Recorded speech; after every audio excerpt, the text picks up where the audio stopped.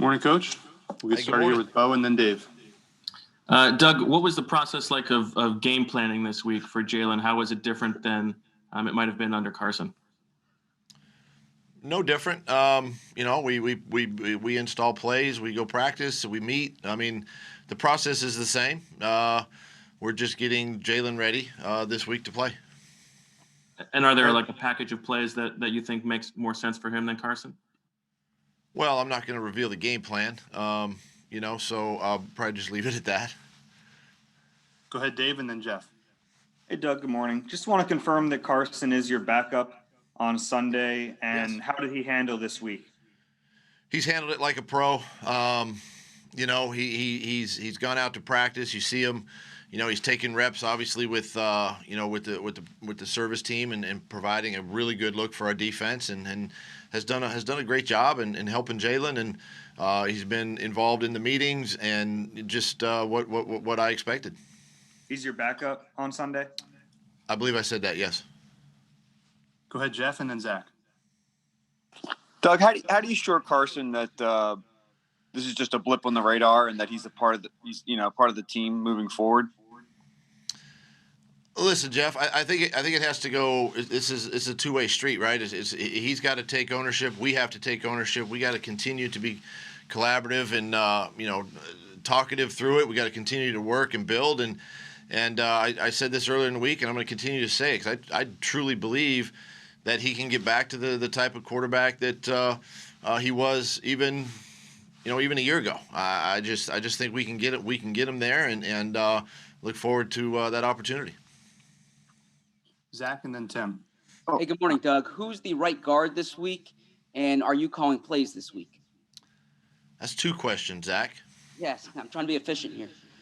Well, let me just go right here and just tell you that Jason Peters is going to miss the rest of the season. He has elected to have surgery on his foot, on his toe. I'm going to tell you something. It's an injury that we've known about, and he's literally battled through it. He's done everything he can for this football team. I tell you what, I appreciate Jason Peters a lot. He means a lot to me personally, not only on the field but off the field as well. And so he's going to be missed. He wanted to be out there with his teammates for the remainder of the season. It's just to the point now where the injury is a little bit too bad for him to continue. So he'll have surgery and miss the rest of the season. And so Herbig will be the right guard. And are you calling plays? Oh yeah. Yes. Thank you. Go ahead, Tim, You wanna and call then him? Jimmy. I would. I don't know if you want me to, though. Well, I mean, you guys think it's so easy, so come on, let's go. Fair enough. Go ahead, Tim, and then Jimmy. Just one red zone, Doug. What's that? I just want red zone plays. That's it. You just want red zone? Yeah. That's Tim, you would run the ball every down. So not gonna do that. Not necessarily. I wanted to ask you about how Jalen Hurts and what he's showing you in practice this week, Doug, and how's the team responding to him? Well, to answer the second part of it, the team has responded well. They've embraced this this change, this opportunity for him, and that's what good teammates will do, right? They'll support the guy that's in there, and they're supporting him and doing a great job there. And then Jalen is he's a natural leader. We saw that obviously talking to his college coaches, whether Alabama or Oklahoma. Just a natural leader, and he's now that he's in this position, you can see that he's coming out and really talking to his guys and talking to Kelsey and wanting to understand, asking really good questions in the meeting, and not only to press but also to me and to Stout, and really wants to gather all the information he can. But he's doing a nice job. Jimmy and then John McMullen. Hey, Doug, you've prepared for the Saints defense all week. What have you seen from Malcolm Jenkins? How's he playing? How are they using him? Yeah, that's it. I'd say Malcolm's a great player, and they use him in many different sort of roles on defense. you'll see him as a half-field safety or a quarter safety. You'll see him in the box as a dime linebacker, a lot like he was used here. He's a great blitzer, as you know. He's a great open field tackler. He does well in coverage on bigger the tight ends, and just really, I think, settling into his role. Early on in the season, this defense has really gotten much better as the season has progressed. When you watch him from the beginning of the year to today, and obviously he's a great leader. You see the communication on film. But yeah, he's playing really well right now. Go ahead, John, and then Mike. Hi, good morning, Doug. Kind of following up on the Malcolm question, what do you mean to you as a head coach and a leader in that locker room, and also that Saints defense, number one overall? Did you think about, hey, maybe I don't want to put Jalen in against this particular defense first, or was that more about you guys than anybody else? Well, on the question of Malcolm, what he meant to me and this organization, I mean, he meant the world, really, because he was a staple on defense, number one. He was a leader on my player committee. He did a lot of things in our community here for not only for the Eagles organization, but for himself personally and marketing his brand. All the things he does off the field that we've seen him do. Just a tremendous leader. Guys just gravitate to him, and just a really good person.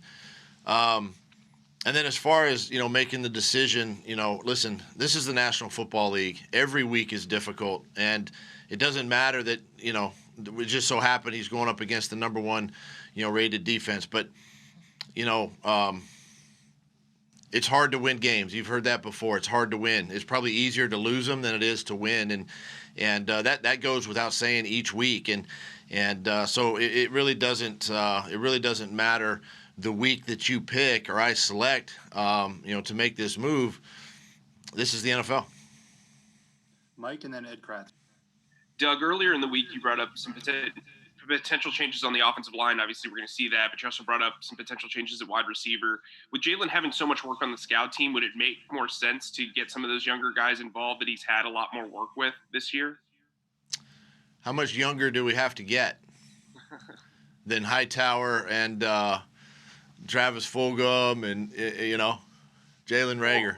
Well, I mean, sorry.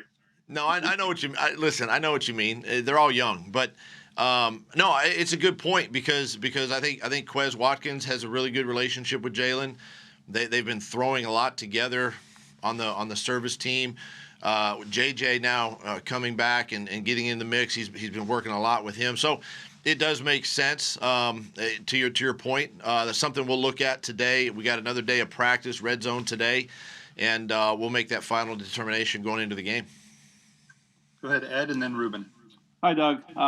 Other than a win from Jalen on Sunday, what are some things you'd like to see from him in order to consider it a successful start? Well, I think there's a couple of things. I mean, obviously, we want to take care of the football, right? Ball security is something we talk about each week. We want to see him execute the offense, how he executes it, right? I mean, again, I'm not going to ask him to beat Carson Wentz. I want him to be Jalen Hurts, and how he views the offense. And so just execution. We got to get in and out of the huddle. My job is to get him the play in a timely manner. He's got to be able to communicate, get it out of the huddle, get the snap, all of that. And then we need to score points. I mean, that's the thing. We got to continue to stay positive on first down. We got to score when we get in the red zone. Because we know the Saints can score as well on offense. So those are just a few things that I would like to see, coming out of this game. Ruben, and then besides the win.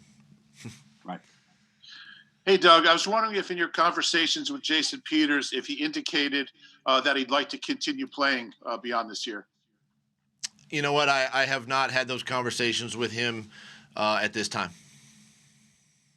Go ahead, Bob, and then Rob Motti.